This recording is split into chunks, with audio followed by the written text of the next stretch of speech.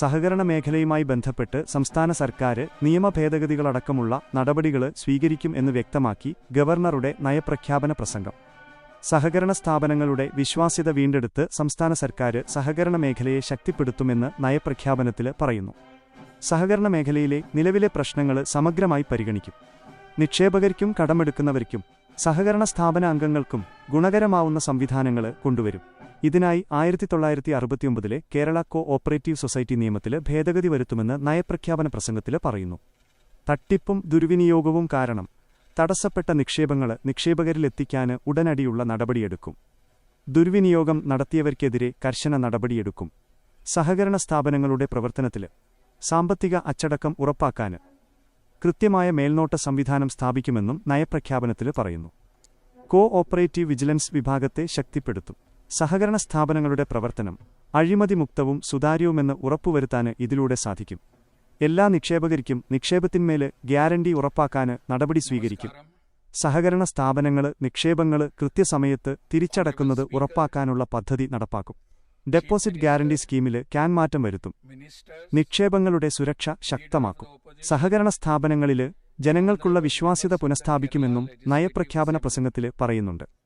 സുതാര്യമായ ഭരണം ഉറപ്പാക്കും.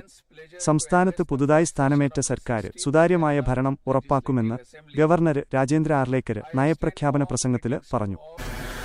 നമസ്കാരം.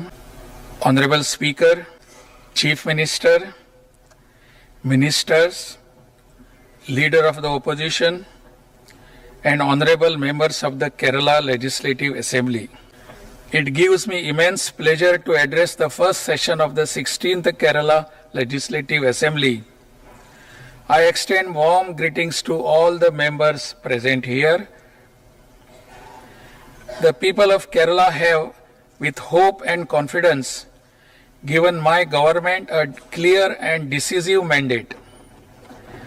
They have voted for a government committed to transparent governance, a compassionate approach, and the restoration of public confidence in institutions.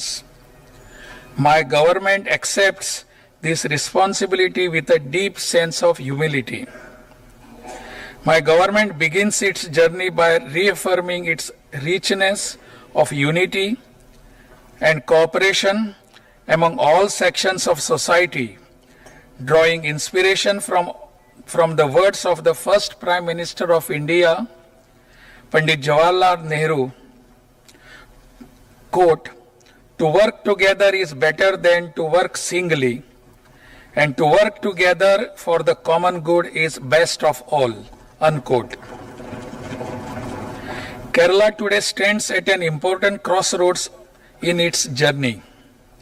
For several decades, our state has possessed enormous strengths, a highly educated population, strong democratic traditions, remarkable social development indices, a globally respected public health system, a vibrant cultural ethos, and an enlightened society. Unfortunately, some of these indicators have shown signs of decline in recent times.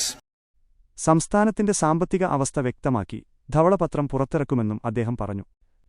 പ്രധാന പ്രഖ്യാപനങ്ങൾ: ആരോഗ്യ insurance 25 ലക്ഷം രൂപയുടെ ഉമ്മൻചാണ്ടി ആരോഗ്യ insurance പദ്ധതി നടപ്പാക്കും. ആർത്തവ അവധി: സംസ്ഥാനത്ത് +2 വരെയുള്ള സ്കൂൾ വിദ്യാർത്ഥിനികൾക്ക് പ്രതിമാസം 3 ദിവസം വരെ ആർത്തവ അവധി അനുവദിക്കും. അവധിക്ക് പകരം പ്രത്യേക ക്ലാസ് നൽകും. പ്രസവാവധി: പൊതു സ്വകാര്യ സ്ഥാപനങ്ങളിൽ 6 മാസം പ്രസവാവധിയും അനുവദിക്കും. ക്ഷേമ പെൻഷൻ: ക്ഷേമ പെൻഷന് 3000 രൂപയായി ഉയർത്തും. സൗജന്യയാത്ര UK/SR.TTC ബസ്സിൽ സ്ത്രീകൾക്ക് സൗജന്യയാത്ര അനുവദിക്കുന്നതടക്കമുള്ള UDF സർക്കാർ നേരത്തെ പ്രഖ്യാപിച്ച പദ്ധതികളും നടപ്പിലാക്കും. വിദ്യാർത്ഥിനികൾക്ക് ധനസഹായം: കോളേജ് വിദ്യാർത്ഥിനികൾക്ക് പ്രതിമാസം 1000 രൂപ അനുവദിക്കും. ലഹരിക്കെതിരെ കടുത്ത നടപടി: മയക്കുമരുന്ന്, സംഘടിത കുറ്റകൃത്യങ്ങൾ, സ്ത്രീകൾക്കും കുട്ടികൾക്കുമെതിരായ അതിക്രമങ്ങൾ എന്നിവയ്ക്കെതിരെ കടുത്ത നടപടി സ്വീകരിക്കും. ലഹരിക്കെതിരെ സൈബർ സർവേലൻസ് അടക്കം നടപ്പാക്കും. വിമുക്തി പദ്ധതി ശക്തമാക്കും.